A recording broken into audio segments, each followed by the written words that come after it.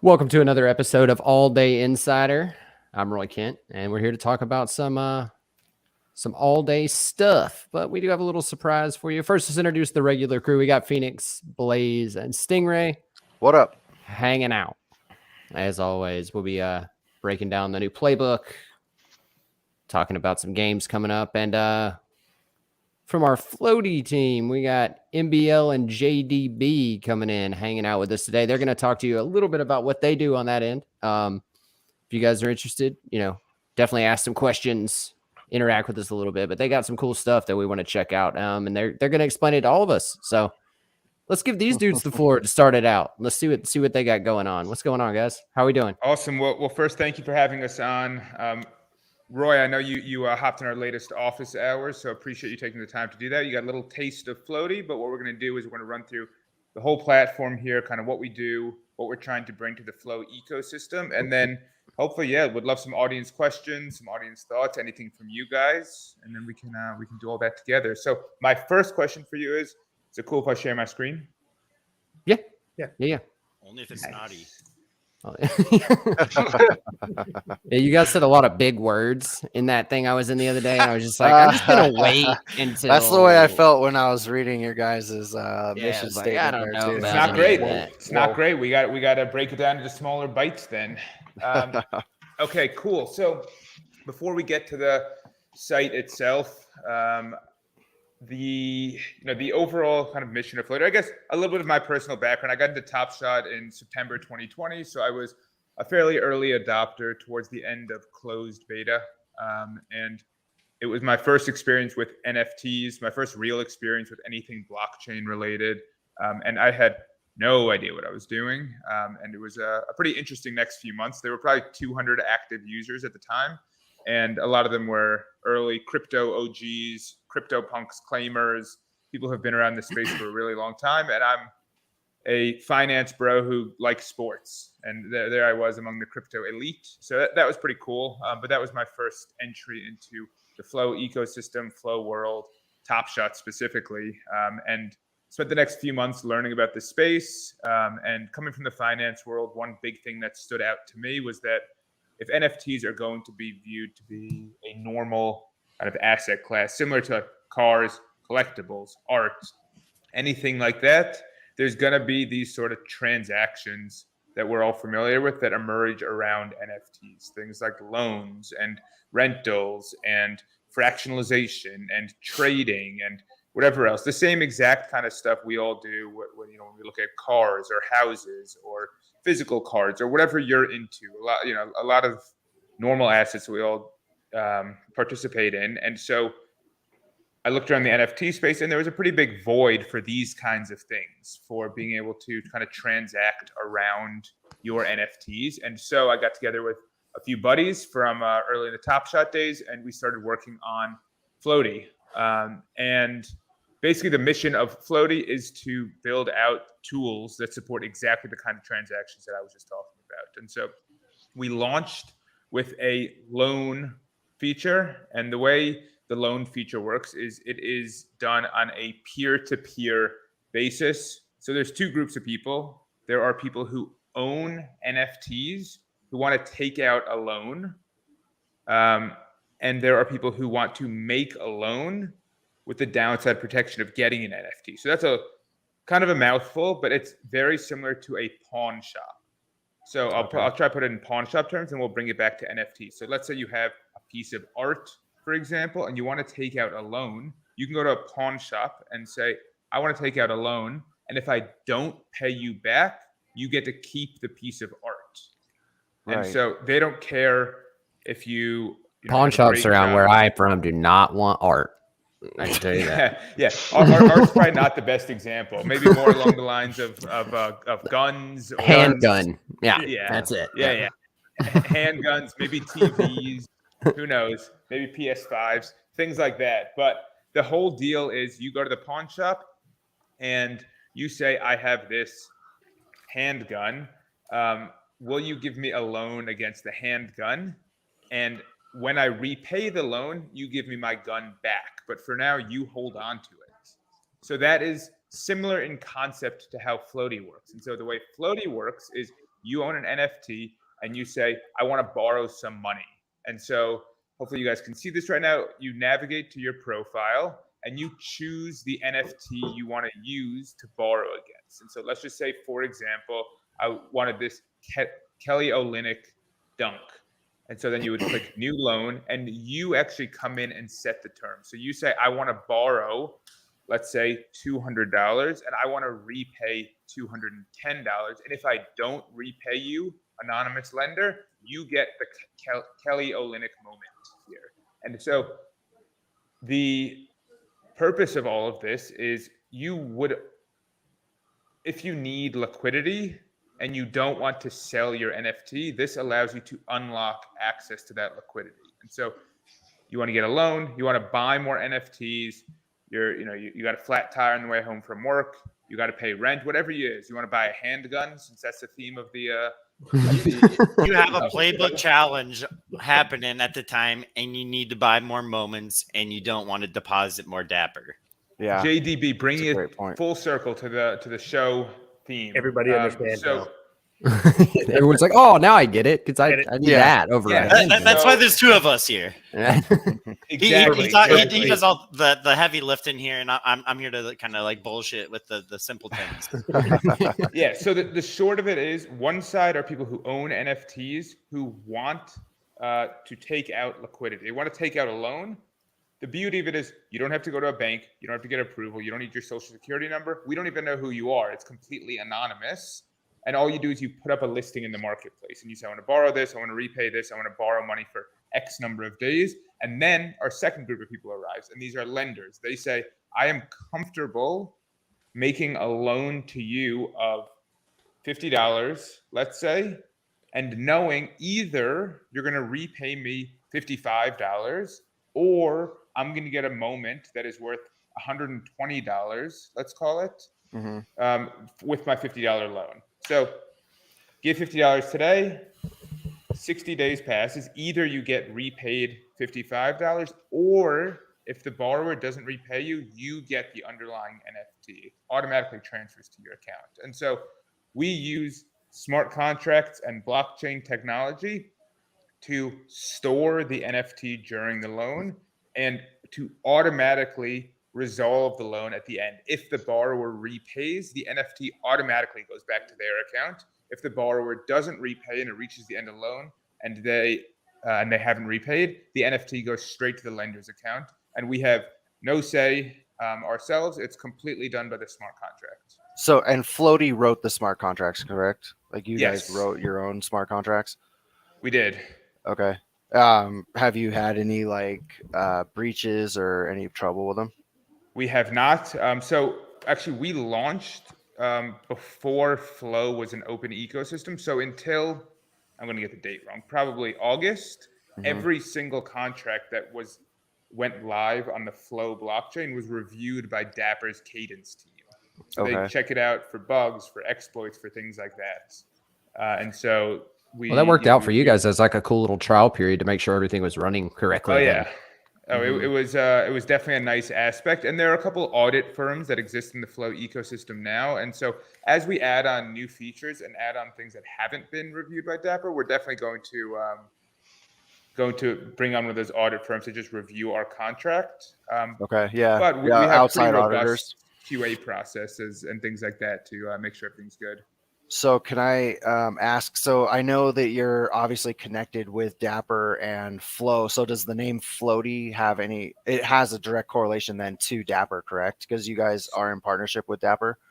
So I would say inspired by the Flow ecosystem, but also the idea of you can use Flowty to access liquidity to keep you afloat, similar to what floaties do in a pool.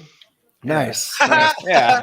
I didn't get that. So many different levels there. Way over my head. Yes. All right. So we do have a couple questions right out the gate. Corey Okay, George asked, awesome. in the time before repayment, who holds the NFT? Can the loaner get utility from the UFT while waiting for the repayment or not, basically? Okay.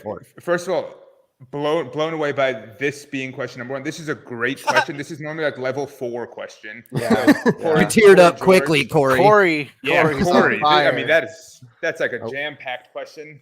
Awesome question. So the answer to it, I'll go one by one, is here. Let's go through an example. Here, I'll go through a loan that was funded today. So if you go to the activity feed, you can see global activity, and you can see this loan was just funded. Can we talk about the 38K one that was up there? My Lord. That's just a listing. Yeah. Oh, okay. You can ask for anything, but your incentive as a borrower is if you actually want a loan, put up something attractive for lenders. And like you can ask for anything. We don't control that, but it's probably not going to be funded if it's a terrible listing. That makes sense. So the way this works, actually, this is not the right way to show you. I'll click on this one. This is my one of my listeners just threw up. Really quick though, are the pictures because you can't actually use the avatars for the we can't show NBA IP. Yeah, okay.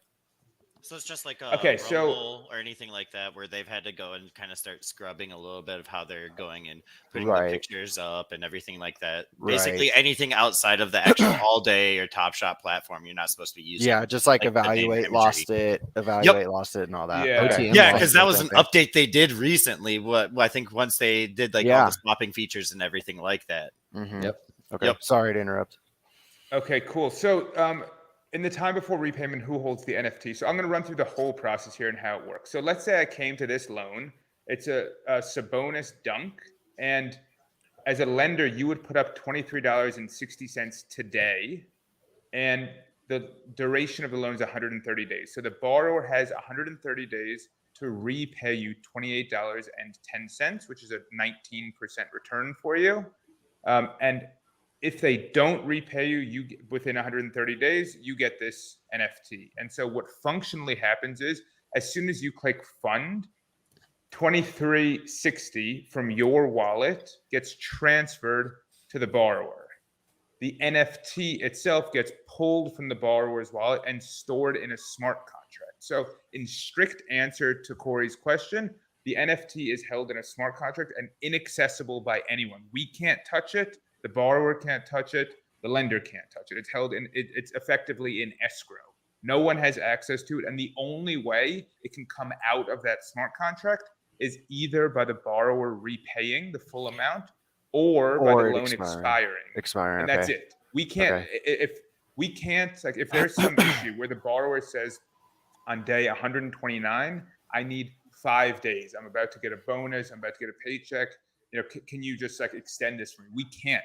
That's part of the beauty of the decentralization of it. It's completely done by the instructions it was given as part of the initial loan. The second part of this question is actually an interesting segue to the second feature we have available, which we'll get to. But can the loaner or lender, as we call it, get utility from the NFT? And the answer is no, because the NFT is stored in the smart contract. It's not in the lender's wallet. It's in a smart contract. So technically, it has no owner. If you look on the blockchain, it is not owned by any wallet. It's just in air, between two wallets, we'll say. Okay. Fair. So then the only way to do that then is you would be the one purchasing or taking it out on loan so that you could use it, right? But I think we talked about you can loan out one that you have on loan. Is that correct? No. So this is So the feature we're talking about here, the NFT itself is purely a tool to access liquidity. That's it. If you want the utility of the underlying NFT, that's where we use our second feature, which I can get to. So we can jump right there. I don't know if anyone else has any other questions about the loan. So this is. So I'm understanding this correctly. The NFT goes back to the original lender, regardless of whether or not it's paid back. No. So from what I'm understanding anyway, if it is paid back, it goes back to the original. If it is not, then it comes to you, right? Exactly right. If the borrower repays, they get their NFT back. If they don't repay, then the lender gets the NFT. And so the NFT basically serves as an incentive for the borrower to repay and as compensation for the lender if the borrower doesn't repay. Right. Okay. I like that. And again, the motivations here are kind of what kind of differentiate what you're looking at between a loan and a rental in particular here. Like in this situation, one person is looking straight up for money. They're trying to take out a loan without going and doing a credit check, going to their bank, anything like that. They just have, a legendary moment or something like that they want to put up and try to take a loan against. And, the moment there is kind of the carrot, someone who's going to fund this loan, they're looking at this moment and thinking, well, shit, if they don't pay this, I get this moment. Like, and so then that you got two different things that someone's looking at there is, the one person who wants the money in the first place, the other person who has money and is either looking to make interest or get this underlying asset that they want if they don't pay it back. So that's like kind of the two people in this here. I know Laker fan 17 is. Yeah, I was about to pull this up. So I have a quick. This is sort of what I was thinking when this whole thing came up. Is if you think the value will go down, you can borrow against your NFT. Couldn't you in essence be slick about it and like post it and get a certain amount of money for it, and then once it drops, like you've just made more on your moment than you would have anyway, or vice versa, right? If it goes up, then you just pay back the amount that was set. And I don't know. That's sort of so it's a great question. So we very much leave decisions to the user base. So the way it works is the borrower puts up information and the lender puts up a listing. The lender has full information. And so in this case, the lender knows that the borrower wants $23.60 and they'll either be repaid $28.10 or get the underlying moment. So the lender's role in this transaction is to say, what do I think the likelihood is that within the next 130 days, the value of this underlying asset will fall below the loan amount? And in that case, the borrower is no longer incentivized to repay me. I'll likely end up with an NFT below the loan amount and I'll lose out. And so it's a different kind of risk reward from buying and selling. What we see typically in the market, and I'll go to, we can see a few examples here on our funded loans. This number in the final column. What'd you say? What's your typical loan duration? Like I've seen. You can see some examples here. It ranges. I mean, we've seen as little as 7 days when someone just needs really, really quick liquidity for a quick turnaround and they repay it 7 days later. We've seen as much as 150 days. I would say typical is probably 60 to 90 days. Okay. This column on the right is a really, really important metric, this third-party LTV. So LTV stands for loan to value. And what that means is the loan amount as a percentage of the value of the underlying asset. So in this case, the Jamal Murray Series 1 Hollow, the loan amount is $790. And according to third party, this is according to Own the Moment and Moment Ranks, their perceived valuation of the underlying moment.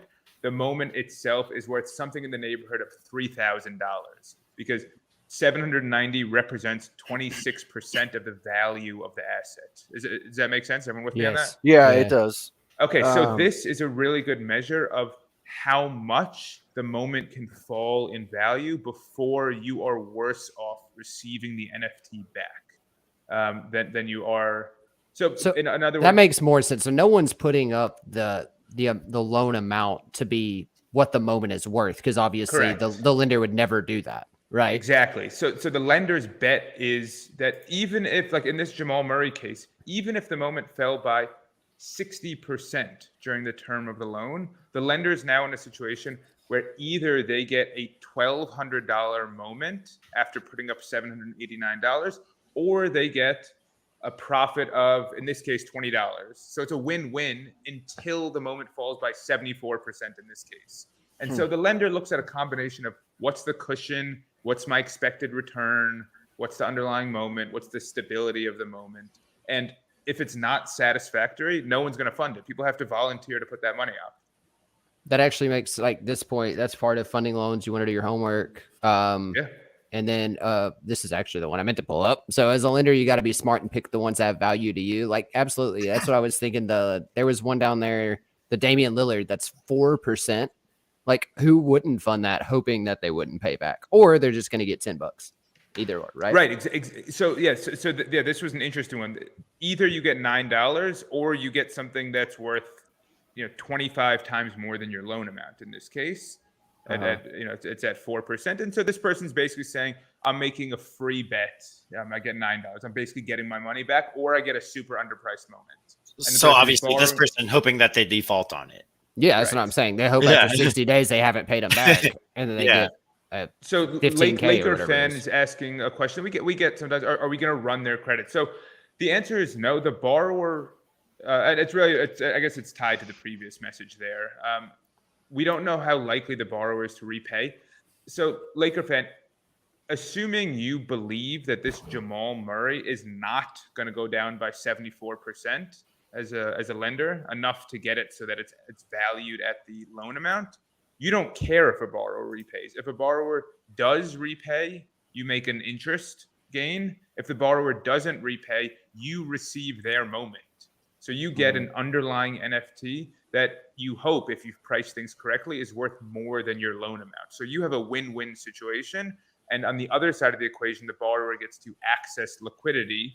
They basically borrow money. And so from our perspective, it doesn't really matter if someone wants to repay or doesn't want to repay. They are incentivized to repay. They are financially incentivized to repay the loan, barring a market kind of catastrophe. If the market doesn't fall by 75% in the next 90 days, which it might, we've seen it before, then this person is incentivized to repay. You probably don't want them to repay realistically. Mm-hmm. Yeah, that's actually really cool. We can turn into banks over here. I like it. I can just be a banker. What is your guys' take on that? I mean, you're financing yourself somehow, right? So out of the money that, say, someone gets by repaying it, so like that person you say got $9, like do you get a percentage of that then? Yeah, as so like a fee, or how does that work? Yeah, so when you put up a new loan listing, not to interrupt you real quick, but just going back on this while you're cycling through, if I got this right, person A has NFT, B wants to use it for a while, they agree to buy it. Not exactly, because like he was saying, when it's accessible by neither party while the loan is taking place, correct? Yes. So for the loan side, this is much more like the rental side, actually, which we'll get to. On the loan side, because there is two different portions of this, correct? Yes. Okay. You're more on. Let's not get ahead of ourselves. Yeah, you're more onto what's coming, Kermit. Yeah. Yeah. So situation is person A owns an NFT and they need money. So they say to someone, I want to borrow your money. And the way you can feel good about the fact that I'm going to pay you back is if I don't pay you back, you get to keep my NFT. And so that's their only incentive. They don't really care what the underlying NFT is, as long as it's valuable enough for them to accomplish their goal by accessing money. Right. And on the lender side, then they know that if they don't pay back, then they lose their NFT. In which case, I mean, if they're putting something up that they don't care about, then they may like have a problem with that. But if they're putting something up like that they do value, then they're going to want it back. Even if they don't value it, their incentive is still to repay the loan and sell it if it's worth more than the loan amount. Okay. Yeah, so are you essentially undercutting yourself, though, because you're saying that you could rent it for less than what you could just sell it for? Well, so this is still on the loan side. Okay. So the basic idea is let's take NFTs out of it. You have a TV. Right. You go to a pawn shop. You say to the pawn shop, I want to borrow some money. I'm going to leave the TV with you. The pawn shop's not going to watch the TV. It's just insurance that you're going to come back and repay. There. I'm just going to leave the TV with you. You give me, the TV's worth $100. Give me $20. I'll repay you $25. And if I don't repay you, you get to keep the $100 TV. So my incentive as the borrower in that case is to repay the $25. I needed the $20 to do whatever in my life. I needed a loan. So I needed $20. That's my incentive. I need $20. I'm happy to repay $25. I just really need the $20 right now. Right this On second. The pawn shop's perspective, they say we have a win-win situation. Either we're making $5 of interest or we're getting a $100 TV for $20. Right. And that's this. Yeah. That's the transaction we're talking about here. So and that's really the utility easiest. That's the simplest way to put it too, is Yeah. by just relating it to something that's like in the physical world. You take that and you're giving it to someone to hold, basically. Exactly, I and love how it's it's locked up in their providing back liquidity room. and cutting out the middleman of the banks. Yeah. that is amazing. I absolutely love that.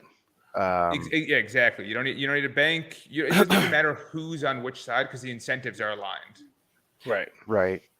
Yeah, that's really cool. You could know there is someone with malicious intentions on the other side, and it doesn't matter because the smart contract governs the deal, and you know the exact proposition you're getting. No one can deceive you. Nothing can happen along those lines. I mean, realistically, exactly what a bank is supposed to do.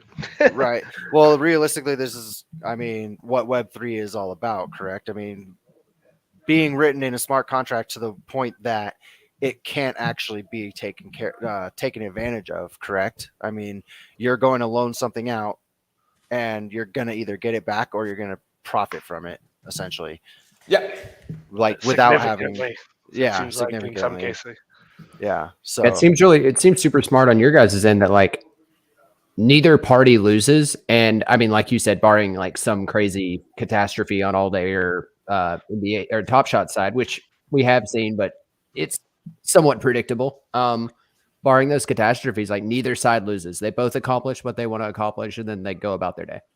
Exactly. So the risk here is that from the borrower side, maybe you don't have money to repay the loan, and you lose an NFT. But I mean, you still got your money you wanted at the moment. Yeah. You still get your got loan that, amount, right? So, absolutely. But you end up losing an NFT for lower than the value you could have sold it for. That's a risk if you don't have the money you thought you were going to have in the future. Yeah. And then on the lender side, the risk is you make a loan against something, and the value falls 95% during the term of the loan, and you receive an NFT back that you thought would be worth $2,000, and instead it's worth $100. yeah. Right. Yeah. All right. But then again, you like from the person who's receiving the liquidity, you may lose a moment if you don't have the money, but your credit score doesn't plummet. So exactly, there is that. I mean, you're not losing something as you would in other things. So yeah. So and an important part here also is that I'm in the U.S. And a lot of people on Top Shot are in countries or areas that have robust financial systems. So we take for granted that you can just walk into a bank and get a loan. A lot of people live in areas where you can't just do that. And so the ability to take something that has a market value like an NFT and use that to get a loan is a really, really powerful tool. Right. So how do you guys get your cut? Like, where does that come from in terms of, let's say, like I'm assuming it's a percentage off of the loan at one point, but let's say the moment goes into someone's hands, do you get a higher percentage, or is it still off the original loan? So we are agnostic to whether or not the loan's repaid or not in terms of our fee. So this is how our fee works. So let's just use a simple example here. Okay, so let's say it's a $100 loan and a $110 repayment from the borrower specifically. Let's say this is what the borrower wants. I want to borrow $100. I'm willing to repay $110 within the next 30 days. This is the borrower's experience. What the lender sees is a little bit different, and we'll run through why. So the lender actually sees a $106 loan and a $115 repayment, and slightly different rates. And so what happens is the $106 goes, $5 is put into escrow, and I'll explain why. $1 comes to our fee, and this $1 is calculated as 10% of the interest on the borrower. So the borrower is paying $10 of interest. We get $1. Okay. The $5 is put into escrow, and this gets a little bit complicated. But if the borrower repays the loan, the $5 goes back to the lender. And so if the borrower repays, they repay $110, and we pull the $5 out of escrow and give back $115 to the lender. And when I say we, the smart contract does it automatically. Right. If the borrower doesn't repay and there's a transfer of the NFT, that's viewed to be the same as a marketplace transaction. At the end of the day, what happened there was the lender put up $106 and got a moment in return. And so we then owe a royalty in that case.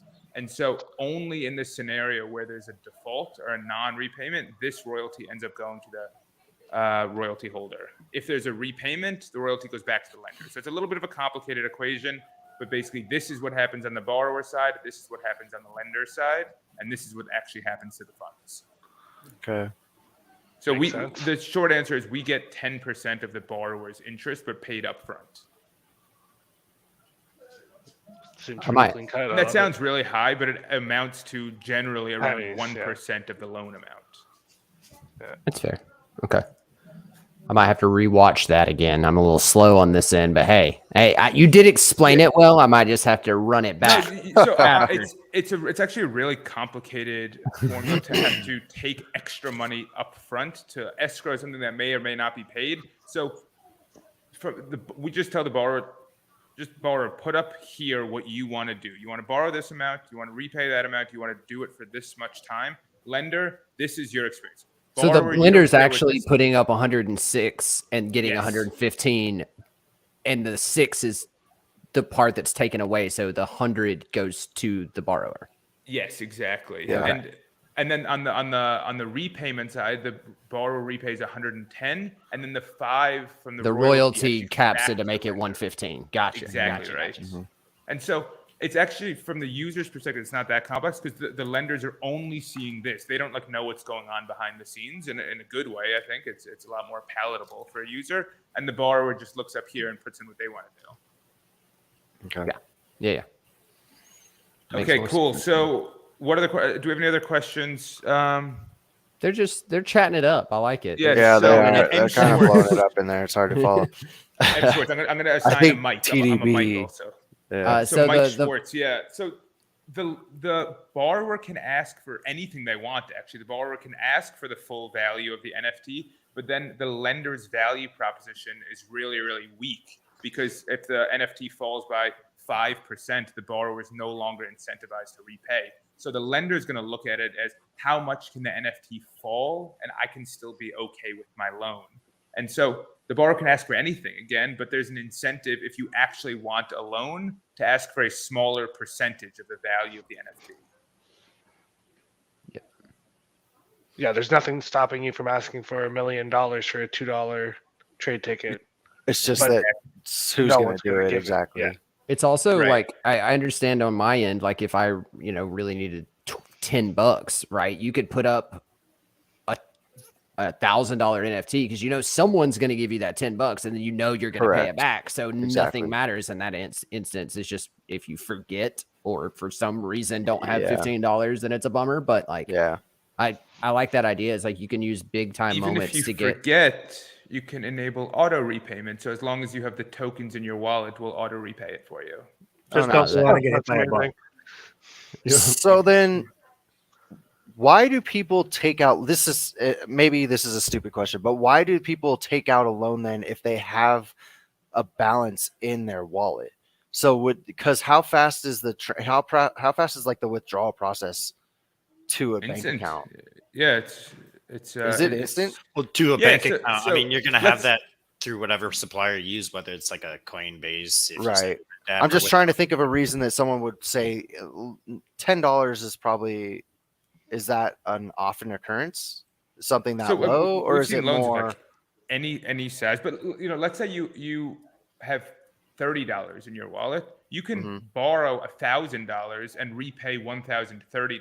So if you need $1,000, all you need is $30 available. You're just borrowing someone's $1,000. Correct. So you could have some money in your wallet. Okay. You want way more money. That makes sense. And then the idea. So sometimes people will. You can keep it in crypto tokens. You can put it into Dapper balance. You can convert it to fiat. You can put it into Ethereum, whatever you want. You just you need to. A lot of times, actually, what I think you're probably driving towards here is in what situation do you need money now that you'll be able to repay in the future? It's the same as any loan, where maybe you have a bonus coming at the end of the year. Maybe you have a paycheck coming at the end of the year. But you're gonna, or maybe you think you're gonna buy an NFT, sell it for more in the future, and then repay your loan and collect a little bit of the difference for profit. Like, who knows? People do lots of things with liquidity. Yeah. I was about to say you could get a quick loan, get it back in Dapper, and I'm sure with a smart contract it deposits immediately. If you see like one player in all day is plummeting, and buy all of them, and then when it goes back up, sell all those and pay your loan, and you're profiting.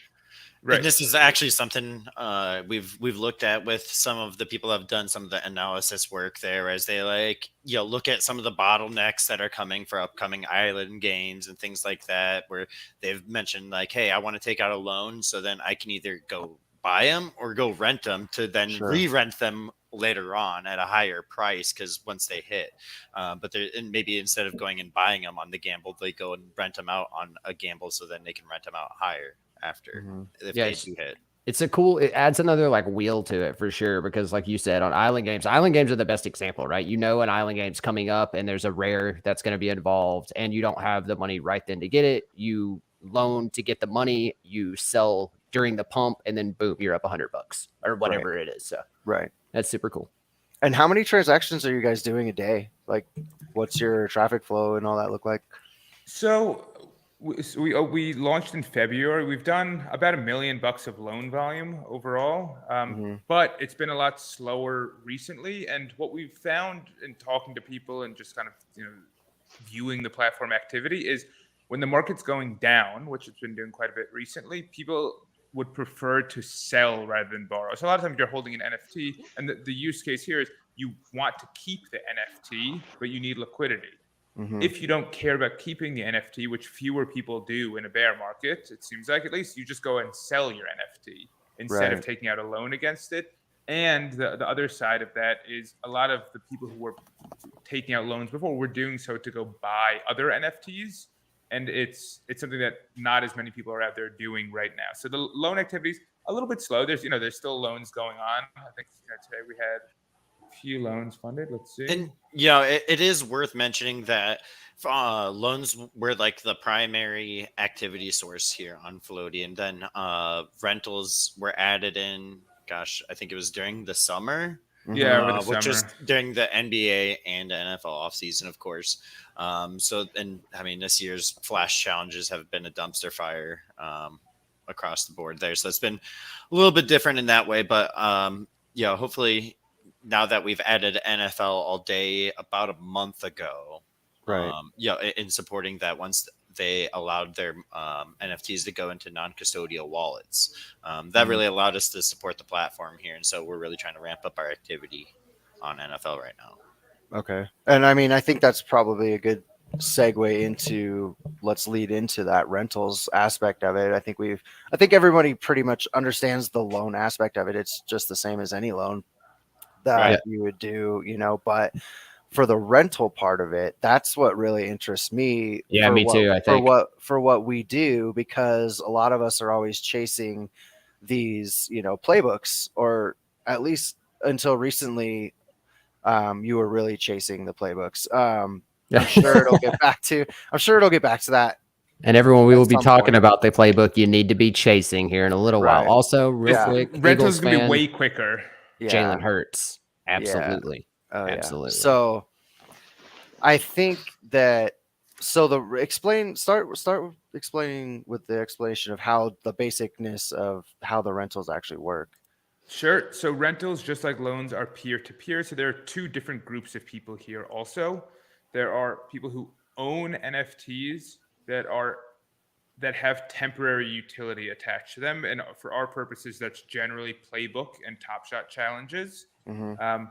For other NFTs, that might be like access to an event, for example. Or there was the McLaren McLaren AMA. The McLaren AMA. You needed a McLaren Top Shot debut for that, or not Top Shot debut. All day. I was going to say, I've been saying that for 2.5 years. I can't shake it. So you needed one of those, and so let's say that's forbidden here. Let's say you owned 10 of those all-day debuts. You can only go to the event once, but know there are other people who want to go to this event who might pay, I don't know, $3, $4, $5 to attend it.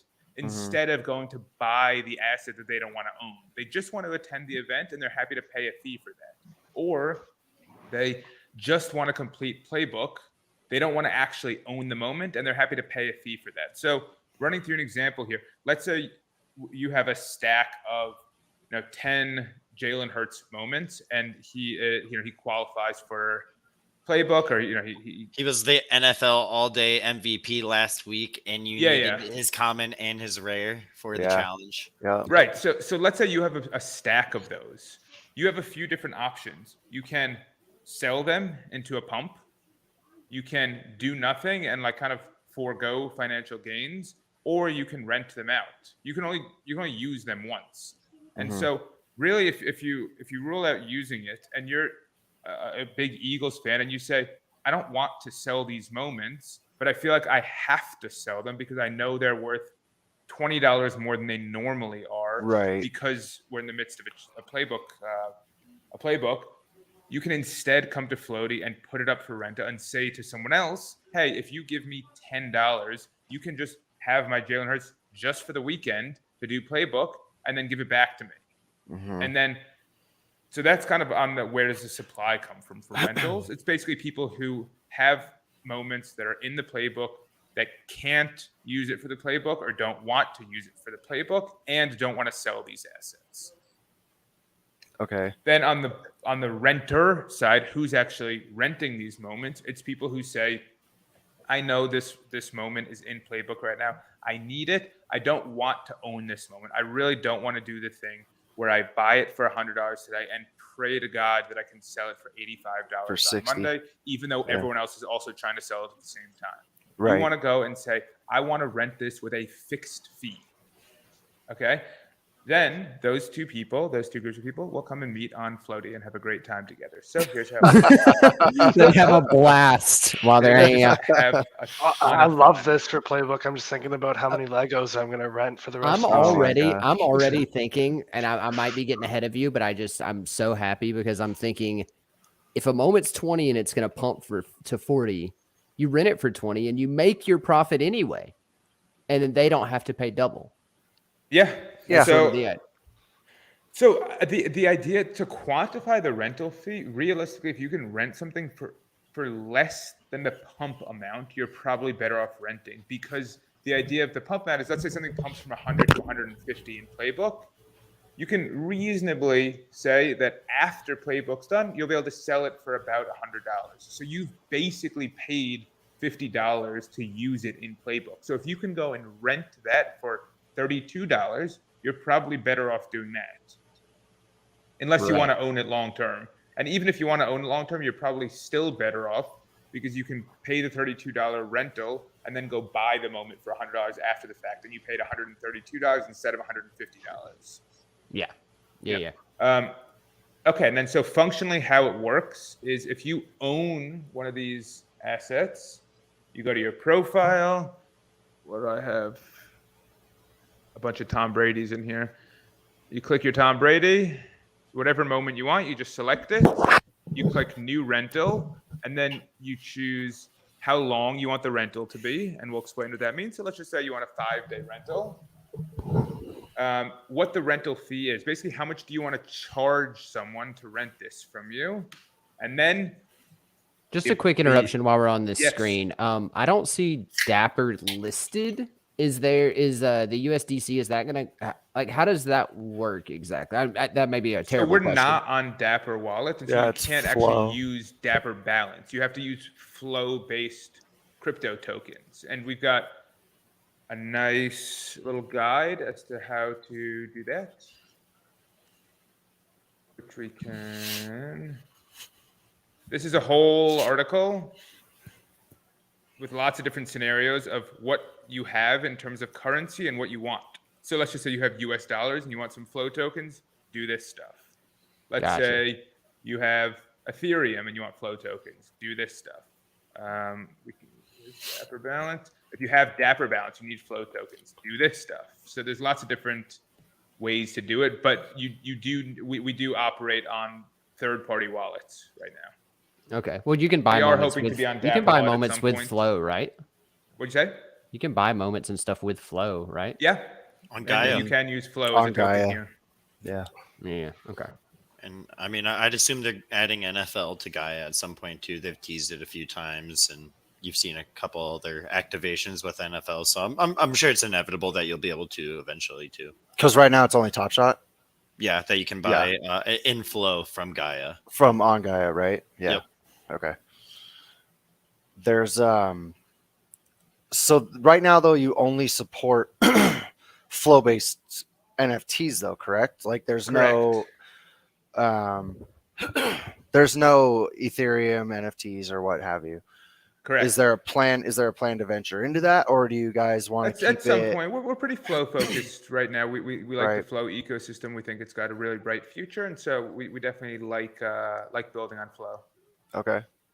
And does that play into like your part? I don't know if you can speak on it, but does that play into your partnership with Dapper? I mean, does that, or do they place restrictions on you? I don't know if that's a thing, but oh no, we're free to do whatever we want. We don't technically have a partnership with Dapper, realistically, just by nature of the NFTs. They're free flowing. Anyone can do anything with NFTs, so we just build smart contracts around them.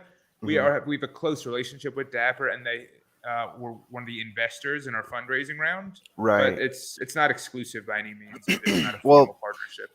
So then, does that raise any like ethical questions with people renting out moments to complete playbooks and such, or challenges in general? I mean, have they ever said anything about, oh well, we would rather people purchase these instead of rent them out? Does that cause any kind of? They shouldn't and don't take that perspective. From their perspective, a comprehensive full ecosystem where the users can do anything they want to do and actually own their NFTs is a much better outcome than getting a few extra bucks of marketplace fees. And secondly, we do pay a royalty as part of the rental, and so they get a piece of the action here too. Oh, really? So you're paying a royalty to Dapper? Yeah. Okay. And is that for just using their blockchain, or what is that for? So the NFTs have royalties attached to them for the most part, and really any sort of transaction that leads to a change of ownership of an NFT, a royalty is assessed. And so yeah, that's just, I guess, the nature of the NFT. So it's not really like for any reason other than it's assigned to the NFT. Okay. And it's the same royalties that they do charge on their own marketplace. Yeah, that's the 5%. Oh, okay. So it's actually just it's like if this moment moves, if this wallet moves, or if this item moves wallets, it's going to be charged 5%, no matter where. I think is basically what is happening. Yeah. Right? And so the reason on the loan side it's not assessed unless there's a default is because it doesn't move from one wallet to another unless the loan's not repaid. If it's repaid, it just goes from one wallet to floating in midair and then back to the same wallet. Okay. Gotcha. Yeah. So the way this works is, let's say Tom Brady is a desired moment for Playbook. And the price pump from 100 to 150, for example, and you think because there's a $50 premium in the market right now, you might be able to rent it out for $25, let's say. So you choose a $25 rental fee. In answer to Jared Jones's question, this is the flow of money. If someone rents it, there's a $25 rental fee, $1.25 or 5% goes to the royalty, $1.25 or 5% comes to Flowty, and you get $22.50. So you get after Flowty and after royalty. This may sound really silly, and I might be missing something here, but okay. So say I had a moment that, I'm sure I could get, like in your assessment, I could get 25, but say I just wanted to take all my moments, never complete Playbook, and just rent them all out at $5 a pop. Could I just do that and just continuously make like little chunks of money on every moment I own? I mean, I know that sounds silly, but no, it doesn't sound silly. It's a nice dividend yielding asset. As long as there is demand from collectors to own your moments on a temporary basis for a rental fee, you could rent it out as many times as you want. You can rent it out once a weekend. And I think, this is a good time for me to say how like MBL even found me as a user of the platform, was I was big into Top Shot, had all these moments, bought a lot of them. Last year when they ain't never going back to what we saw in 2021 there, and in my mind I'm like, okay, even if they pump, I'm not gonna get back to what I bought it at. Right. And Floaty had just kind of came out with the rental platform there, and I was like, okay, like if I can make anything back on my moments that are just sitting there, like that's a plus, that's a win to me. And so then I started renting out a bunch of rares, like on a couple different challenges that were happening on Top Shot at the time. Made like 80 to 90 bucks, and then turned that around and funded a few loans because I was just like, okay, like I'm just gonna figure this shit out. And then started telling my friends about it and stuff like that. And then MBL found me at some point, and he's just like, oh dude, thanks, like I'm glad you're showing your friends this, like you want to come hang out and like, you want to do the thing? Yeah, and I'm like, yeah, sure, bro. That sounds cool. That's so. Hey, what's up? Yeah, what's up? That's actually a great point, because I just thought, everyone could just rent out their moments and just get a little bit of money. But for some of the whales that there are in this platform, whether it's Top Shot or All Day, you could actually, because you're in such a big loss column right now, you could just start chipping away at that by loaning your whole entire collection out, which is an amazing renting. Yeah, renting the your whole beauty of entire this collection. is you take your idle assets that aren't being used, that someone else could find useful, and you can monetize it without risking it. Right. Right. Yeah, I was about to say, and you don't have to sell, your collection. So you Exactly. essentially always get to have your collection, which is dope, because we all love our collections and we have personal attachments to them, and we don't necessarily want to sell them. But if you did want to make some money on that, you could 100%.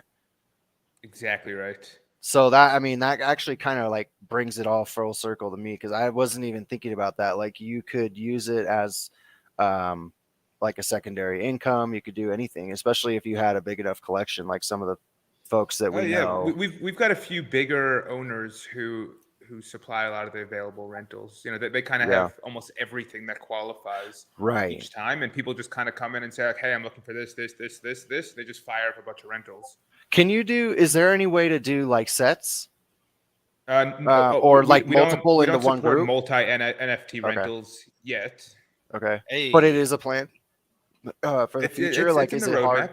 Is that a smart contract holdup, or it just makes it more difficult? It's a prioritization holdup. We know exactly how to do it, but it's, really? It's a matter of what we prioritize in terms of what we're doing, whether we focus on UI, whether we do other enhancements, adding on new features, things like that. That would be actually we really definitely cool. can do it. It's just a matter of where we put that in terms of the order of operations. Do you guys have an app, or is it only on? So we don't. It's not technically an app, but we do have. The devs are going to kill me. We do have we have this thing. Like a home screen icon. Like you can put that Flowty icon there. Okay. We have if you navigate to Flowty on your phone. First of all, our website's very, very mobile friendly. So an app is always nice, but if you go to Flowty on your phone, it's very mobile friendly. Okay. If you get that home screen icon, it'll just bring you to the mobile app on your phone. I mean, the mobile platform on your phone. My favorite part about all this, I think, is thinking ahead, like you were to multi NFT smart contracts and all that kind of stuff, is like the possibility of, especially, I don't know if you guys have this idea or not, but being able to like title the rental, and you can just be like week 15 playbook and have every moment needed all at once, and then someone just rent it all like that. Yeah, that would be very intriguing to me. So it's definitely intriguing. There are kind of pros and cons of letting people message. I think it increases the likelihood of scams for an 100% user. They might say like, true. Oh, this person said these moments all qualify for the playbook, and they just don't. The way the way that I think about it now that you say that is, you guys really truly are set up as like a middleman / bank, where you're just providing a service. You don't really want those people to be able to communicate with each other, because you will get scammed. Yeah, you don't want anything to go wrong. Right. Yeah, that's very true. Well, you're just going to be like, well, I don't know how they would do it, because smart contracts are involved, and so they probably are safer than anything else. However, there's just like You can mislead. There's a lot of people. Yeah. Like, oh, I'm gonna repay this, and then what's to say? I don't know.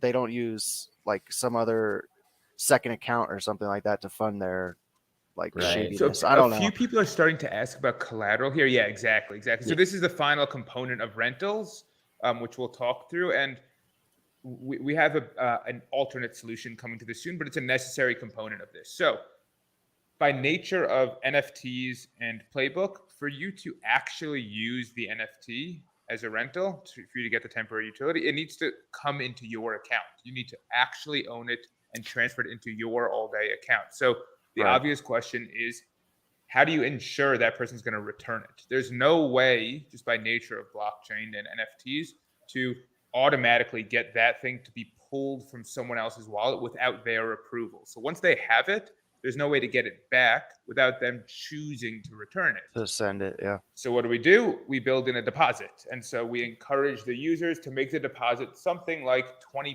above the value of the underlying assets. And so in this case, the Brady Pass is worth $100. And so you would say $120. You can make this whatever you want. You can make it $500 if you want. You can make it $1,500 if you want. But you don't want to burden the renter with having to provide extra liquidity up front. Mm-hmm. And so what this all translates to is, here's what the renter sees. There's a rental fee, so if you want to rent it, you have to pay $25 to rent it, which gets distributed like this. Right. Like we talked about. Then you also have to put up a refundable deposit.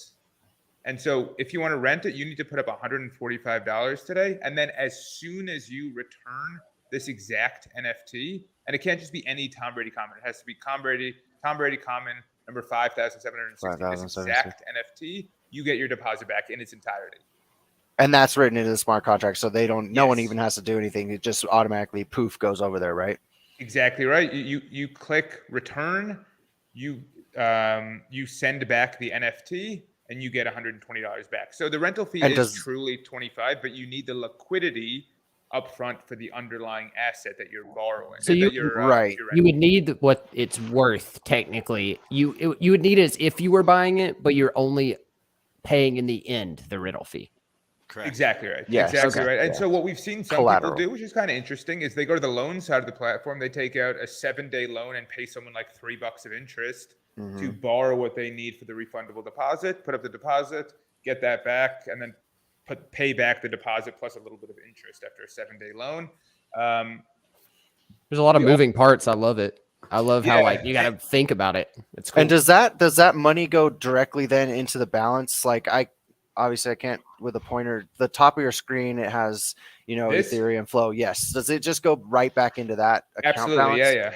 So as part of the same blockchain transaction, as soon as you return this, you get the 120 back. It happens exactly at the same time, and then your balance updates. Yeah. Okay. It's just like on the loan side there where we talked about, as soon as you return that money, the NFT is gonna then go back to the original owner's wallet. It's gonna be the same thing here. You just got to look at what is being requested on, like in the initial, what is somebody looking for.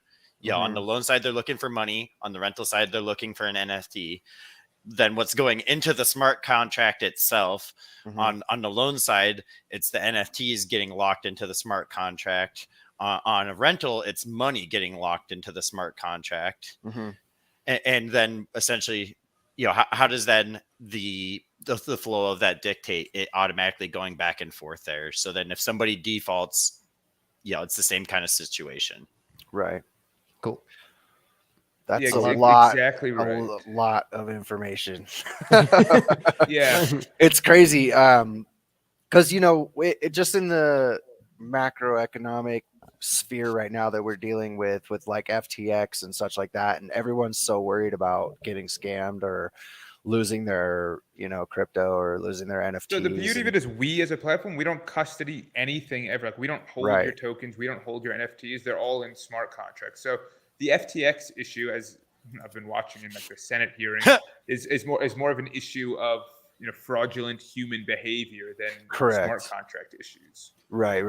Yeah, like they're actually just taking your crypto. Like, they're not manipulating smart contracts. And so, I mean, just as to play devil's advocate, I mean, what do you say like, what's your sales pitch for people to actually like use your platform? I mean, is for people who are like, oh, I'm going to lose my NFTs if I like loan them out and it goes to a smart contract and I'm worried about getting them back. I mean, is there like a quick elevator speech of like, besides the obvious, I need liquidity, or I need like the for someone who's nervous about using smart contracts? Correct. Exactly.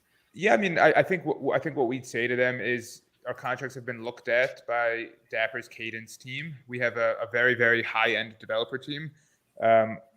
Essentially, all of our full-time employees are developers outside of myself.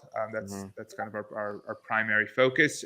And what I'd say is, if you are nervous, take a $1, $2, $3 NFT and try it. Yeah. Assuming it gets swallowed up into the ether, that's what's going to be swallowed up into the ether. This is when you bring out your oh my god, I can't. This is your Jalen Reagor time, boys and girls. Bring him out, because if he disappears, it's okay. We've talked about this. Send him to me, I'll burn him. Makes the base set more rare. Not to cut anything short. But if I'm correct, loans and rentals have been explained well. I love the ecosystem. I love the idea of both. The website looks great, you guys. I'm gonna get over there and I'm gonna try it out as soon as we're done here. Awesome. Actually, I'm gonna put up a Jalen Reagor and I'm gonna see what happens. No one's gonna want it, so it doesn't matter. But I'm gonna see what happens. But I do think I will rent it from you. If you guys want to stick around, it was awesome hearing from you guys. But I think we're gonna talk about the playbook a little bit, the NFL All Day Playbook, and just do the thing. NFL stuff. I would love to stick around, but it's a little after 11 o'clock here. I'm still sweating from tennis a little bit. And so I'm going to jump, but I really, really appreciate you guys having us on. We went for a long time here. I didn't want to go all the way to 11. I want to give you guys your time back, but really appreciate the questions you guys asked. I loved it. I love the chat being engaged. Yeah, there's a lot of it is so cool, I gotta say. Yeah. Because coming in here not knowing anything about it and not really understanding it and kind of being like scared about like lending out stuff, or I appreciate the transparency. No offense whatsoever, but I was sort of scared to have you guys on. I was like, I don't know what they're gonna do or what these people are gonna think about it. No, it came off. So you're happy in retrospect? Yeah. Hey man, we really appreciate it. Thank you for sharing our time. Yeah, it was awesome. Thank you. And thanks to Laker fan. Appreciate it. Is that number 17 for Andrew Bynum? I'm going to say no. I'm going to go with no. All right. Yeah, and one thing that's great about our thank you so much. And everyone with the team, we got a lot of collectors in this space. I see Eugene out there in the crowd. He's part of the team. He's a collector. I think mostly on Top Shot, but like I'm active on everything. I love all the Dapper sports. I'm with it. Obviously, I'm a football guy, so I was geeked once we announced NFL was coming to Flowty. Yeah, that's really big. I mean, you said it's only been like a month. Yeah, it's been so like small, and like it's not even like we've had to really change almost like our profile and everything like that, because we had to add more functionality to be able to support all day. Okay. And at the same time, UFC came non-custodial at the same time, so we wanted to add that. And I just love playing around with all the shit. So I'm like in that high, just like NBL tech between hybrid and tech sports. Like I'm a big Blazer fan. I had to step away from the game, but we were winning pretty solid. All right.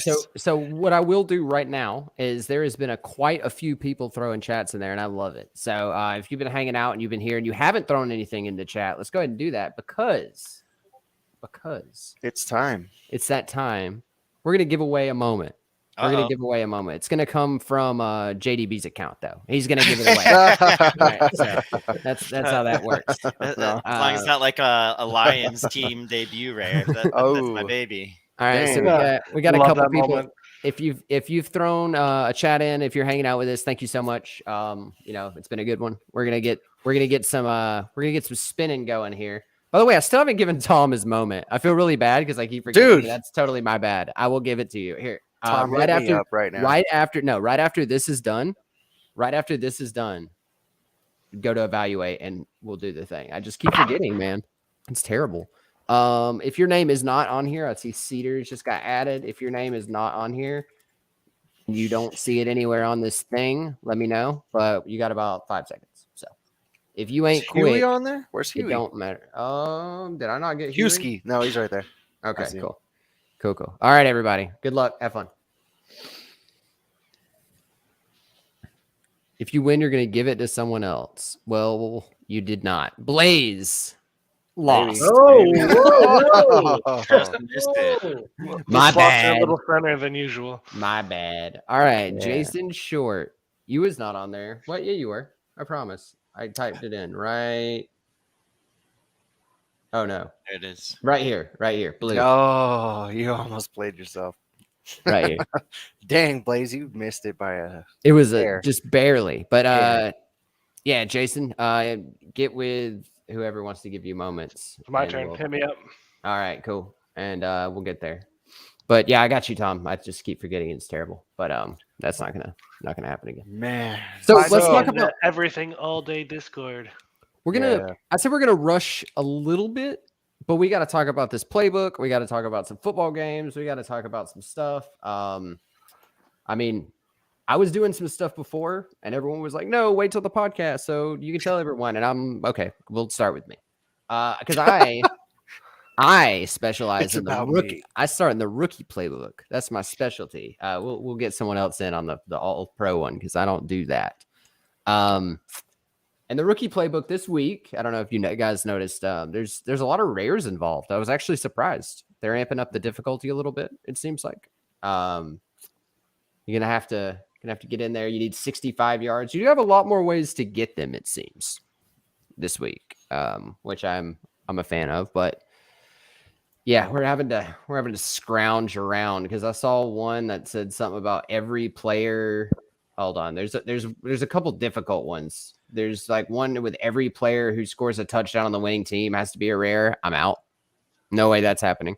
It's just not. It's not happening. I may rent one, but we'll see how that goes. But yeah, there's a lot of them. You got to pick a lot of pregame picks. A lot of pregame picks that are difficult. Let's go through the easy ones real quick and the pregame pick for Thursday night. What do we think? Seattle or San Francisco? What do we got, team? You got to go San Francisco. I went San Francisco. Yeah, I mean, San Purdy Francisco. is Purdy. He's doing the thing. And I feel like Seattle doesn't know what's going on. They don't. Geno Smith, baby. You never know. I mean, you do, though. Like, in a way. Like, you know that it's not going to be It is a great. rough defense without a doubt. He's gonna get smashed in a billion pieces. Yeah, I mean, I'm going San Fran there. I don't think there's. You got to play the odds. Yeah, and then the Saturday one, there's 3 games you have to pick from. You have to get them all right, which is perfect for the rookie playbook. I'm just glad they did that. Minnesota, Indianapolis. I don't think there's any way you go with Indianapolis ever in that. I mean, I just don't think that's a thing you do. Mm-mm. Then we got Browns, Ravens, which Browns. is a toss-up for me. Browns. I'm definitely going Browns there. Going Browns, Phoenix. Unless What do you do? they Browns, have a Ravens. changing quarterback. Yeah, I mean, what'd you say? I'm asking Phoenix. I'm pretty sure they have a third. Phoenix wasn't paying attention. Oh, well, Phoenix. Blaze, did you say they were changing quarterbacks? Well, I think Huntley got injured in the last game. Is he still in, or is he out? Oh, I thought you were referencing the Browns. I'm sorry. I thought you heard something that I missed. Isn't Brown's the third string, isn't he? No. Browns have Deshaun Watson. Browns are playing Watson. I thought he was saying. No, that I mean they're playing their for the Ravens. Ravens, yeah, I'm pretty sure. The Ravens are on their third string, Yeah. but the Isn't his Browns, name- isn't his name- Jason Short, the Browns are going to win. That's one rough thing about picking the team so far in advance. Like they lock tomorrow, I'm pretty sure, right? So we're picking based upon injury speculation and kind of what we expect to happen, not necessarily what will happen that day in terms of injuries. Makes it a little trickier. Yeah. Do they lock them all by tomorrow this week? I know we're doing them all, but before I wasn't sure if they locked them all tomorrow for this week's. I'm going off that they're going to, so I'm just gonna go ahead and put them in because there's no telling, and I missed them last week, so I'm not gonna have that happen again. But I'm gonna go Browns because Not you guys playing that tell game. me to. I was gonna go Ravens, but I mean, because Deshaun has not been doing the thing. He's not, but he's not as bad as the Ravens. Okay, fair enough. And then Buffalo, Miami. I will not listen to anybody if you don't say Buffalo. I'm going Yeah, Buffalo. Buffalo wins. They're going to play in weather that Miami doesn't want Lights to deal out. with. It's only 5 to 7 inches of snow. It's nothing. I mean, sure, because that happens in Miami often. They don't lock until game time, actually. Oh, So that is awesome. okay, that is pretty cool. Yeah. Let's see. There's some fire games this weekend. Yeah, there are. There are some good ones. So the other one is the Sunday Blitz. If you're looking at that one, it's pick a team from the highest scoring game. Now, I didn't do my research like I should for my 5 points. I just picked Kansas City. I don't know who they're playing, and I don't really care. Texas. I So went it Bengals. very well could be. Not a good pick. All right, let's get. No, it is a good pick. I went. I don't know. I'm going Cincinnati. It could be one team scores a boatload of points. It doesn't have to be both teams added together is the most. But I mean, there's no way that Kansas City outscores 2 teams because the Texans aren't going to score at all. So that's the problem there. I'd probably be looking. Who does Philly play all day Sunday? Well, I'm looking at Bengals versus Bucks. I went Bengals for sure. Okay, we like that. They're going to destroy them. Philly plays the Bears, which could be a good one too. Sean is back. Yeah. I mean, is he though? No. Eagles Bears is a good one. Who else scores That's not a lot? going to be a good game. Who does Los Angeles play? Cowboys, Jags, maybe. The Monday night pick is the Rams. No, the Chargers. Who do they play? The Chargers. The Chargers play Titans. Yeah. See, that could be a high scoring game. No, it's tricky. It's going to be a low scoring game, and the Titans are going to win. All right, I'm changing my pick. I took Philly. Yeah, I'm probably going to be going Bengals. All right, and then let's see. We got the Monday. It's who do you got? Rams or whoever the Rams play. Who is it? Oh, Green Bay. I'm taking Baker. I'm just going Baker. He's the dude. Well, I'm going to take Green Bay, and I'm going to laugh at you. Hey, we'll see what happens. But I think Baker's back at it. He's got McVay. He's doing the thing. Only way the Bears score is if Fields runs for 200. Yeah. No, it's a true statement right there. He could. I'm going to go with Detroit as the highest scoring team. That's fair. That's a good it's not one, highest too. scoring team, though. It's got to be a game. They got the Jets. Go for it. Hey, that could. Hey, still I can see that. I can see that. I'll take that one. Yeah. Another funky one is the 38, Giants. 28 Lions. Who's that Saturday? Lock it. It's like the crazy Bills 38-6, I think it was. I'll have that just embedded in my brain forever. Yeah, 38-6. And if the refs didn't make a bad call, and if they played with rollerblades on, I mean, there's so many. Like, 38-7. Get out of here with that. Oh All right. Two shitty plays, two shitty calls, and Killing the game is exactly what I said. 38-7. Whoop-de-doo. Oh, you're flying to Buffalo for Friday's game? Let's go. Nice. Hey, it's going to be a fun one. That'd be lit. It's going to be cold as hell. Yeah, don't do that. It's like, that's a horrible idea. They're not going to let you fly there. No place to go. Who's going to let you fly there? The tickets Make are like sure you have $9. a proper winter jacket. Yeah. Otherwise, on the pregame picks, I will have to say it's warmer in the stadium when they don't remove that snow and your legs are buried in it. Monkey Man, I think, you know what? Is Mike White playing, though? Didn't he get hurt? He got hurt last week, but I don't know that he's playing this week. I thought he was back. I thought Wilson was the backup. He very well could be. And if that is the case, I don't know. That's probably a pretty high-scoring game, I would have to say. Just don't pick the Broncos. Or the Broncos does the free 5 yards get you into queue for the historical pack? No. I know you get a free 5 yards if you enter the queue for the historical pack, if that's what you're referencing. There is a one that says join the Immaculate Reception drop. So if you join that drop, you don't have to buy a pack, but if you join that drop queue, then you will get 5 points. 5 points, yeah. I guess that means that pack isn't gated in any way, presumably. Yeah. Then. No, Yeah. I don't think so.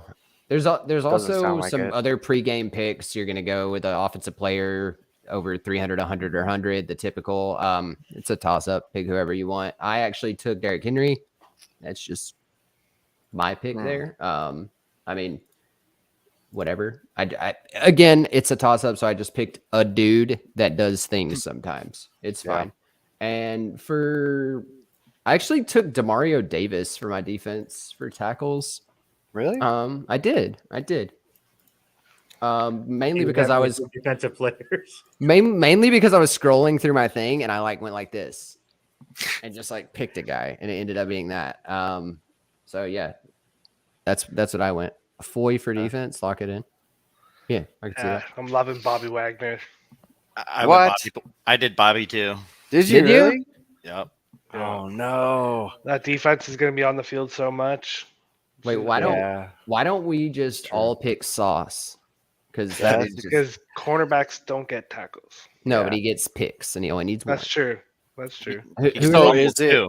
They're playing the Jets. One INT? He's got the Lions. He's got the Lions. Yeah, that's what I meant. He's on the Jets. Yeah, he's playing Lions, so he's going to be on Amon-Ra. No. Yeah. What do they put him on? JMO? He can't run with that kid. You killing me? Hey, fellas, I do got to bounce, though. Thanks for having me on today. Of course. Our pleasure. Thanks for joining us. Thank you. We'll talk again soon. Yep. Cheers. Yes, sir. Bye. Peace. And then there were us. And then there was the 4. It's just us. Let's talk about the historical pack. Do we have to, though? I mean, I love that play. So I was actually kind of stoked to see it. I mean, I'm not old enough to have watched it live, but it is definitely a moment where you see the highlights, top 10 NFL plays on the NFL Network, and let's not say. I think it's cool. I think it's a cool play. Terry is in the play. I think it's cool. I think it was a wise decision that they that they named it as a Pittsburgh moment and not whoever the hell made that catch. I don't know. You know what I mean? They made it a team moment instead of an individual player, which was a wise move, I think. Yeah, I think did you guys going back see that commercial? Yeah, I did. Yeah, that commercial is funny. I think going back just to what we're talking about here, still in chat, not to go away from the historical pack, but partially to go away from it, is they're still talking about the Jamar Chase or Justin Jefferson. I think would be the correct pick for 100 receiving yards. I think that's just what you will take. I'm just hoping Henry does because I have him in 2 fantasy leagues, so it's a weird thing that I'm trying to pull off here, but that's what I'm going with there. Let's throw it to one of you dudes though that have been reading into the All Pro playbook. Is it the same, just way harder? Well, if that makes sense, it's a legendary for the defense and offensive player who hit those marks. So I mean, what? Yeah. I didn't even look. So my 2 picks, because I'm Detroit heavy, is Amon-Ra and Hutchinson. They get those 2 sacks for Hutchinson and 100 yards for Amon-Ra. So hence my pick of Detroit this week. I mean, I see that. Could Hutch still he can get 10 tackles though, right? He's pretty tackle heavy. No, he's only got 40 something tackles on the whole season. So that's not going to happen. He's double teamed all the time. So if he gets anything, I think he's got 6 sacks, and he's always. So you have to have Legos just to get those. Was it 5 or 10 points there in those slots? I think those are 5. Oh my lord, that's rough. And then what about on our? And then you have to pick a Lego for the winner on the AFC and NFC. Yeah, I need to get an AFC moment Lego. Well, now you know how. Now you know how. No, we know. we know how to get whatever we want now, so that's pretty cool. So for the ones that are I guess just the regular picks, right? I'm looking at the wrong playbook. So the ones in mine, let's see how they're amped up over in yours. So I'm talking about collect 1 from every player who scores a touchdown for the winning team on Monday Night Football. That's a rare plus. Is it a Lego on your end? Let's see what no way, right? It's Monday touchdowns. Oh no, they're all rare plus. Okay, so those are the same. And then the one that says having an eye offense, collect and submit 2 all-day moments of a people, and those are anybody. Is that way more for you guys? Which one was that? Sorry? Having a night offense. You got to have 5 common and 2 rare all-day debuts from players who either pass for 300 yards, rush for 100, or gain 100. Okay, so it's basically the playbooks are identical. It's just ramped up the difficulty, if I'm seeing it right. Yeah. Yeah. Okay. And then you have to do way more of them to get to 100 yards, obviously, where we only have to get to 65. Okay, you only have to get to 65? To get Mark Andrews. Oh. What's 100? There is no 100 in the rookie. It's just 30 for the one common pack, and then 65 for Mark Andrews. And then it's Dalvin. Which is huge. Finally, yeah, right. I know. That is huge to have a Dalvin one. Aiden Hutchinson is the 75 yards, which I like. Yeah, I like Hutch. That's a good one. I'm actually sort of looking forward to the Andrews because I think it'll be a rare. Because never mind. I'm confused. I was thinking Goddard. I was thinking that would finally will be. Yeah. Also, it will be a rare. I believe. Yeah, it'll be a rare for sure. The Cordell Patterson is actually going to be like a decent mint count rare from what I'm seeing so far. It only has, well, it told me the completions earlier, and now it's not. But it didn't have that many completions. I looked earlier today, or like 2 hours ago, it was like 950, I think, for the Cordell Patterson return. So that's pretty cool. Yeah, so the 100-yard reward is a Dalvin, and it will be a rare. So then that means that Dalvin has 2 rares and no common? I like that personally. Like, I don't think every player needs a 10,000 mint moment. And if they I think that the mint count part of it is great. And realistically, having 2 now, they'll both drop. So it'll be a little bit more. The other one still is debut. So yeah, the other one's already down to 100 though. Yeah, probably. I'm probably gonna look to buy one. Yeah, that's what I was thinking too. Who are the rare offensive debuts? ETN, Amon-Ra. I mean, there's a bunch, right? Dalvin Cook. We just mentioned. There's a bunch. I think a bunch in launch codes. A couple wide receivers in there. Yeah. Yep. Mahomes, Lawrence. Yeah, that's all I can think of. DK, AJ Brown. Yeah, DK and AJ Brown. Yeah. Debo Samuel Lego is down to $13.99. Debo's another one with a rare debut out of $7.99. Yep. I think it was sitting around $83 last time I looked, and he is Debo's back hurt. in 3 weeks. He's back in 3 weeks. People are sleeping on him. Yeah. Yeah. He might be back, and like they might hold him out till playoffs. I can see that, but yeah, I think I can't wait for the playoff challenges. I think they're going to be so fun. Oh yeah, awesome. I know that's getting far away. But I've been scoping another Debo debut for a while, and it was sitting at 89, and I was waiting to pull the trigger. Oh wait, and Dalvin's and then it rare. sold, and then the 99 sold. Dalvin's Lego is the I forgot that he had a Lego. Dago's Legos. Dalvin Cook. Yep. Yeah, so they are equal rares then, basically, and they will drive each other down. Yeah. Yeah. Sure. So exactly. So they're not going to be. So in your guys' mind, is that crafted moment better than the Series 1 rare? No, I wouldn't. I mean, it's going to have a lower mint count. I think that it's probably a higher likelihood that they require a draw it up moment be used in a challenge than a Series 1 badgeless rare. Yeah, Debo for 92. Ooh, that's low. I love that pickup. That's a great pickup. That's a great pickup. I missed it. I don't know about that, Blaze. I just don't. Like, I know that Playbook right now is requiring those draw it up plays, but to say that a draw it up is going to be worth more. I mean, I think it will be worth more solely because of the mint count. The mint count's going to be way lower. Yeah.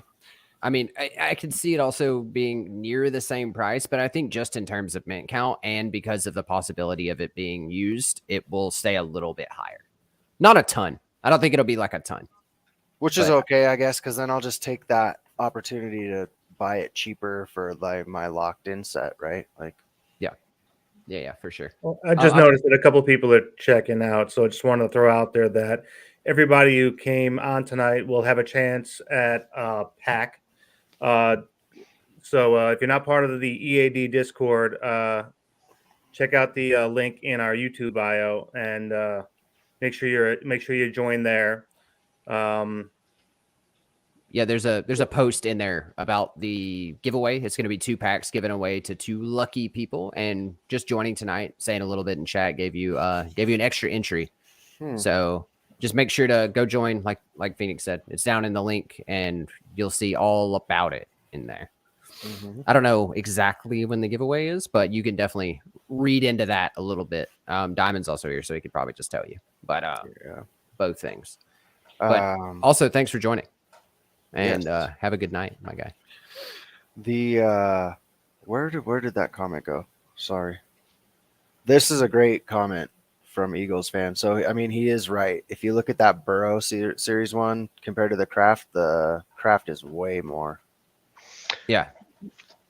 I mean, it's just the mint count. It's just the mint count. You're right. No, you guys are right. I'll concede. Which, I mean, if it's required in a challenge, right? And how many burrows are there? Right around 300, I think. 300 and something, yeah. It's so close to 400, I want to say. It's like 364. I don't know. Yeah, but so if they require it in a challenge, that's as many people as can do it. Right. I mean, that's it. So like that's super important when it comes to... I haven't watched both of them. I don't know which one is like physically more appealing. But the crafted one is 245 mint count. Yeah. I'm going to go buy one right now. So that's the thing is like that... If that's needed, there's 245 people that complete it. I see the Dalvin Cook being a lower mint count than that, solely because some of the points are really hard to pick up. I mean, the legendaries needed all those things, and you still have to get to 100 yards to get the Dalvin Cook. So I could see, yeah, I mean, if you look at the requirements, they are rough. Yeah. Yeah. Okay. So, I mean, I'm not saying the requirements for the Burrow were easier, but you know, they're definitely not needing Legos all over the place and multiple rares and commons within just to get like a few yards here and there. So, I mean, I can definitely see it being a lower mint count for sure. Yeah, I feel that. I mean, if it hits like the 150 range, the price is going to be astronomical, I think. But I'm not sure. So, Diamond says Saturday Night Football halftime is when the pack giveaways will be. So make sure to be there for that. And what do you think the price pack is for Tuesday? I didn't see the contents. I can't imagine they can go over the $59 that they were charging for the one that didn't sell out. Yeah. And it's a historical? Right. I think 49's pushing it. I would love to see them put something in the $29 range, but with the ultimate, I highly doubt that happens. Yeah, I mean, that someone is going to get it, right? Like, I mean, that's a nice price point for a pack that are you guaranteed to get a rare in it? So maybe it should be a bit higher. I don't think so. It's the CP84 Cordell Patterson. I saw last check about 2 hours ago. I saw there was like 980 completions or so. I'm gonna guess it gets minted at 1,200, maybe something like that.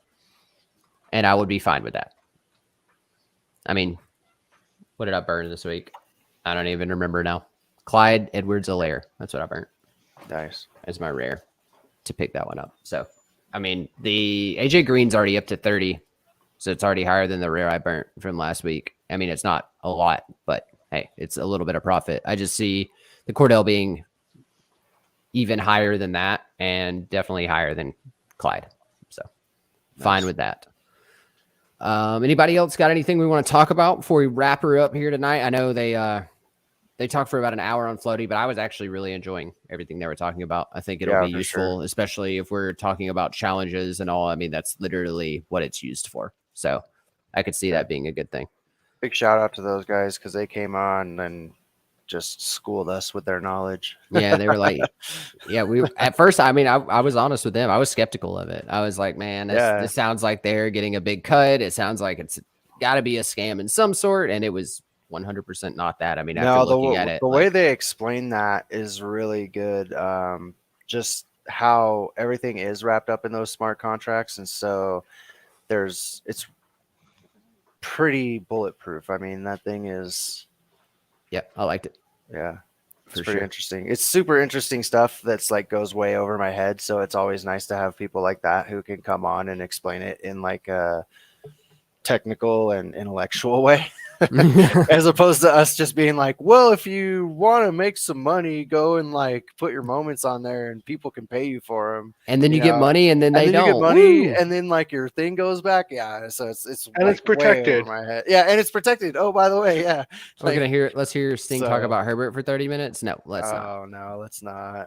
We're not going to do that. Give the people what they want. I can't do it. I will say before, if anyone else has nothing to say, this is the final words. Is that game he played was bonkers. That one throw he put in that no one besides, maybe Mahomes could have done. Maybe. I mean, Mahomes is kind of accurate, but I don't think he's Herbert accurate. No, I don't think Burrow could do it. I was about to say that throw he put on that out route was disgusting. It was absolutely crazy. See, you know what's disgusting? And Mahomes doesn't need to be that accurate because he can make the weird throws like he made to McKinnon. Mahomes would be more accurate if he was falling out of bounds like Superman, hitting somebody on the sideline and throwing it under his body. For sure. And I just did something stupid. Is Mahomes getting another moment for the Jerick McKinnon, or does McKinnon get that one? Said anything. Hopefully McKinnon gets that one. I hope he gets a Lego there. I just picked up number 15 Burrowcraft for $245. Hey, there you go. Did Sting show any love for Baker? No, he won't do that yet. Yes, I did. Baker was amazing. I was legit shocked standing up in my living room, like screaming how amazing he was. Ask Roy. I told him like that is true, actually. That is true. It was do that. It was amazing. I hope he backs it up this week. I hope he does too. I hope he doesn't just like go into a massive spiral because his Baker head coma is so giant. His head is just like he falls over. But I mean, I think it humbled him a little bit. You could see on the sidelines he was pretty emotional. The Mahomes flip pass is still not a moment. Well, I think they're just going to turn that into a melt. Yeah. All of his flip passes from the season. I was about to say at the end of the year. I was about to say because if it's not a melt, that flip pass from earlier in the year just goes away. Because of that McKinnon one. I mean, it has to be something. Yeah, a Mahomes season melt. Absolutely. Just all those plays wrapped up into one. That's what we need. Yeah, which is kind of cool if you think about it, considering how many goddamn Mahomes moments there was for Series 1. If they did it right and they were like, here, have a Mahomes melt, and that's the only thing we're going to do, and it's going to be a rare. Like, not a Lego, not a common, but a rare. Like a 1200 rare. Imagine, like, how much... I don't know, value it would hold if there was just the one. Yeah, exactly. Just take instead of distributing across 7 different moments. Yeah. I mean, come on, give me a break. Yeah. But hey, we had a great show. I had a lot of fun. Yeah. And thank you guys. Everyone that hung out, good stuff. Tom, if you're still here, hit me up. If not, I'll get you whenever you are. But great show. Everyone go check out Flowty, see what they got going on over there. And we will see you on Sunday, 12. Thanks, guys. 30. Appreciate it. Hope you learned something because I did. Absolutely. We will catch you then.